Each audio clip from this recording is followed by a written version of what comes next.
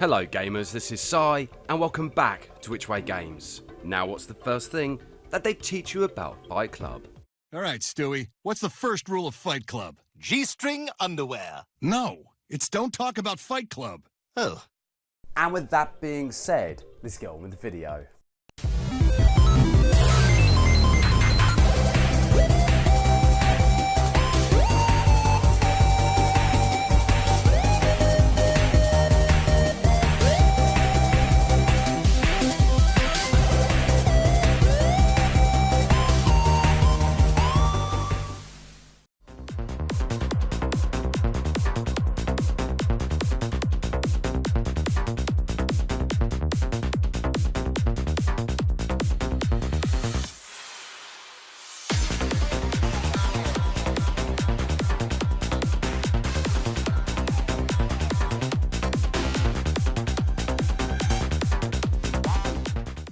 Now before I begin the video, last week I was given a challenge by my friend Justin, aka the Gamerholic. Sai, what I want to know is what are your top 10 fighting games that don't include Mortal Kombat or Street Fighter? Now this is quite a good challenge and of course I accept. However Justin, I've got a challenge for you. Oh, really? I want to know what are your top 10 MS-DOS games of all time, and the deadline is the end of November, which I know is some time away, but it'll be interesting to see what comes out on top.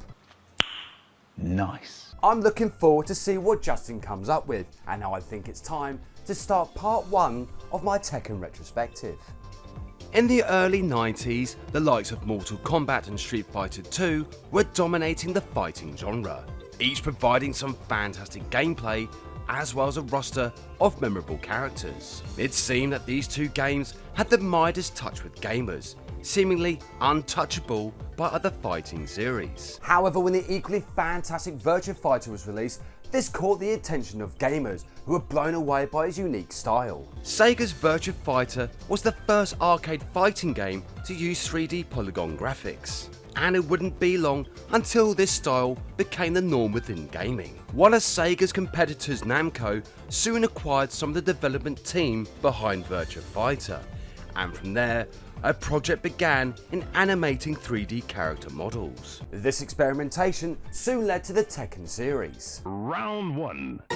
First appearing in the arcade, Tekken 1 was the perfect addition to the fighting genre, not only for its slick looking graphics and great gameplay, but also for its dark story surrounding Kazuya Mishima. When Kazuya was 5 years old, his father Hayashi takes him to the top of a mountain and then throws the young child into the abyss. A demonic entity that laid within Kazuya became active, otherwise known as the Devil Gene, that granted him the strength and power to climb out of the abyss and seek revenge on his father.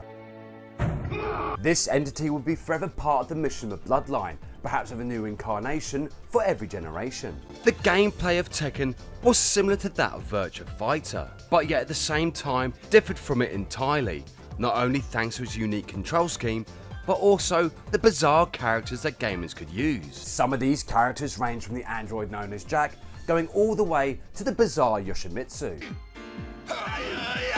Tekken was a hit within the arcade and shortly after made its home on the Sony PlayStation with much success.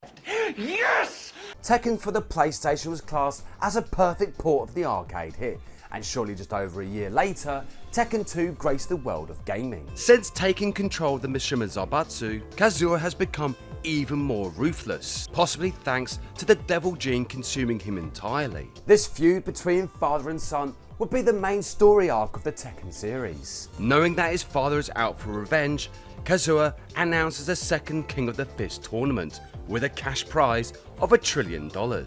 Wow. This ludicrous amount of money has drawn fighters from all over the world, including Heihachi himself, which Kazuya was hoping for. Out of all the fighters that entered the tournament, Jun Kazuma finds herself being drawn towards Kazuya, but more on that later.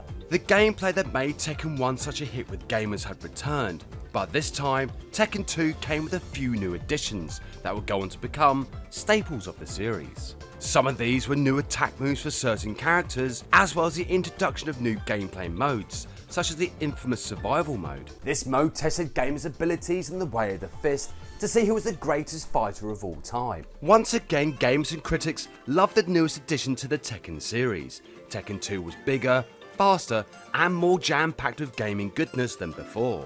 And of course, the likelihood of a third installment to the series was a sure thing. And so in 1997, Tekken 3 graced the world of the arcade before making its home on the Sony PlayStation and going on to become one of the greatest fighting games for the 32-bit system. The story continues with the mission with Zaibatsu back under the control of Heihachi, who has now established the Tekken Force, a military organisation dedicated to protecting the company. And over the 15 years since he reclaimed the Zaibatsu, there has been many events that have led to peace within the world. However, this time of tranquility comes to an end when the Tekken Force disappears unexpectedly while searching the ancient ruins in Mexico, and certain events lead to the murder of Jun Kazuma, leaving her son to seek out Heihachi. Once again, the formula that made the first two games popular had made a welcome return, but with more emphasis on being a bit more realistic to a degree. Gameplay was overhauled, allowing gamers to execute more bone-crunching moves that the Tekken series was known for,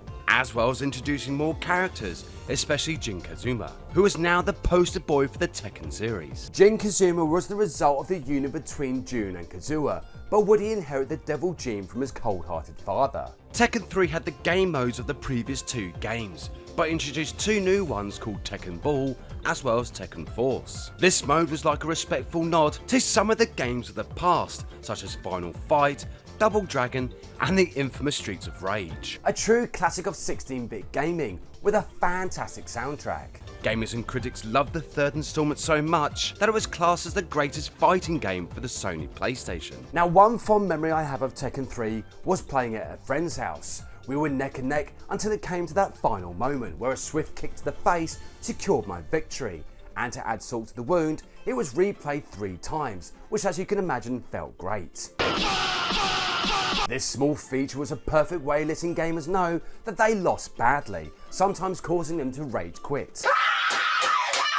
Such was the popularity of Tekken 3 that an animated movie came out that combined elements of the second game with that of the third. With its beginnings in the arcade, the original Tekken trilogy found enormous success on the PlayStation. However, the story of the Tekken games doesn't stop here, as there are many more sequels as well as spin-off titles within the series that increase the fan base even more. Anyway, come back next time for part 2 of my Tekken retrospective and how the series took advantage of new technology. Thank you so much for watching and see you next game.